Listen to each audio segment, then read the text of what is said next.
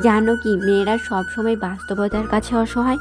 কখনো তার পরিবারের কাছে, কখনো তার স্বামীর কাছে, কখনো তার ইচ্ছের কাছে, কখনো আবার তার ভালোবাসার কাছে। জানো কি, একটা মেয়ে তার জীবনে প্রত্যেকটা সময় অন্যজনের জন্য বেঁচে থাকে।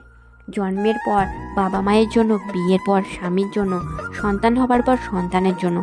তার জীবনে কোনো চাওয়া পাওয়া থাকে না। যেটা থাকে তা হলো সবাইকে নিয়ে বেঁচে থাকার স্বপ্ন। মেয়েরা পারে না তার ইচ্ছার মতো চলতে, পারে না ছোট ছোট স্বপ্নগুলো পূরণ করতে, পারে না কাউকে ভালোবেসে সুখে থাকতে।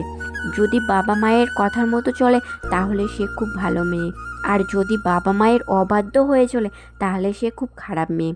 ভালোবাসার মানুষটির হাত ধরে চলে গেলে ভালোবাসার মানুষটির কাছে সে খুব প্রিয়, আর যদি তার কাছে না গিয়ে পরিবারের কথা মতো চলে তাহলে সে বেঈমান, স্বার্থপর। শুধুমাত্র একটা মেয়েই জানে এই সমাজে চলতে হলে তাকে কত বাস্তবতার সাথে যুদ্ধ করতে হয়। মেয়ে মানে কিছু করার আগে হাজারবার তাকে চিন্তা করতে হয় এই সমাজ কি বলবে।